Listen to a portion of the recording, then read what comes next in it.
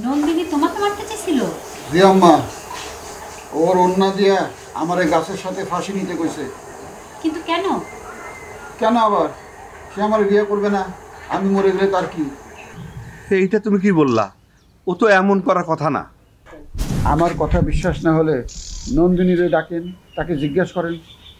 আচ্ছা আচ্ছা, আমি ওকে ডাকছি। নন্দিনী, নন্দিনী, নন্দিনী এদিকে আয়।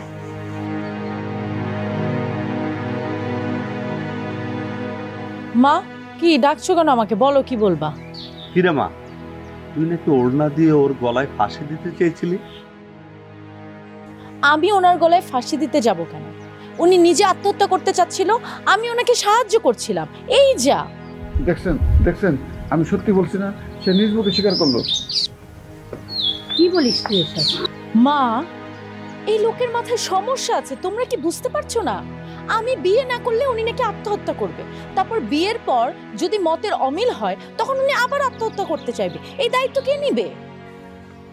মেয়ে তো ঠিকই বলেছে। আমি তো সত্যি সত্যি আত্মহত্যা করতে চাই না, আমি মজা করছিলাম। সব কিছু নিয়ে মজা করতে হয় না বাবা। আচ্ছা ঠিক আছে, তুমি এখন যাও, আমি এখন একটু নন্দিনীর সাথে কথা বলি। নন্দিনীর সাথে কথা বলার দরকার নাই আব্বা, আমি বুঝতে পারছি ও মনে মনে আমার পছন্দ করে, মুখে বলতেছে না। আব্বা, আমি আসার সময় কাজী সাহেবের সাথে কথা বলে আসছি, আমি ফোন করলেই সে চলে আসবে, বিয়ের কাজ শেষ করে দিবে। আপনি যদি বলেন আমি এখন ফোন করি। না না, তোমার এখন কাউকে ফোন দেওয়া লাগবে না, তুমি এখন যাও, পরে এই বিষয়ে তোমার সাথে আমি কথা বলবো। যাও।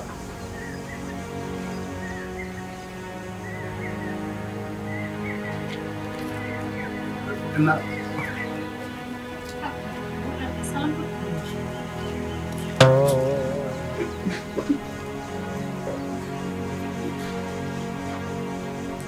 নন্দিনী, বয় মালদা।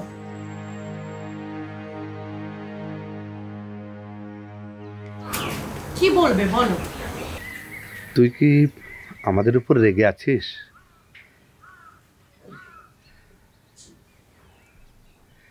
একটা কথা সত্যি কি জানিস, 5 বছর আগে তোকে যখন বিয়ে দিয়েছি, আসলে সেটা আমি জোর করে দিয়েছি।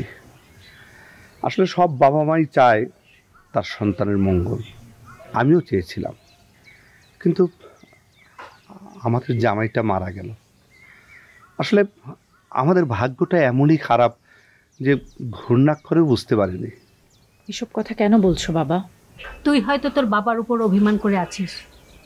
তোর অমতেই আমরা জোর করে তোকে বিয়ে দিয়েছিলাম, কিন্তু না মা, অভিমান না, এই সব কিছুকেই আমি আমার ভাগ্যের পরিণতি হিসেবে মেনে নিয়েছি। এ নিয়ে তোমাদের মন খারাপের কিছু নেই। তুই হয়তো আমাদের দোষ দিচ্ছিস না, কিন্তু আমাদের অনুশোচনা হচ্ছে, আর সেই তাগিদ থেকেই তোকে বারবার অনুরোধ করছি, নতুন করে জীবন শুরু কর। বাহারকে তোর পছন্দ না হলে আমরা তো তোকে জোর করে বিয়ে দেব না মা। সেই জন্যই বলছি, তুই আবার নতুন করে জীবন শুরু কর। জীবন তো থেমে থাকে না রে মা।